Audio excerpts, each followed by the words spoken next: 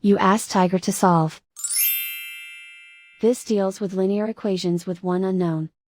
The final result is x equals 1. Let's solve it step by step. Isolate the x. Multiply both sides by x plus 1. Expand the parentheses.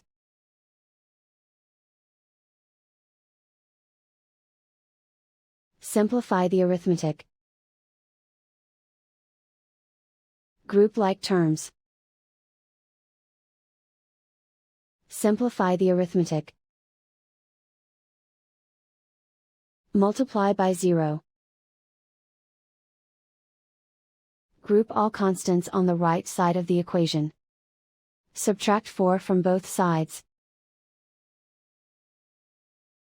Simplify the arithmetic.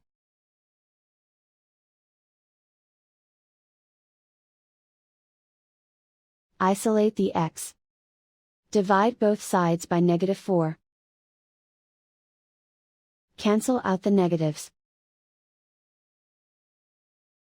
Simplify the fraction.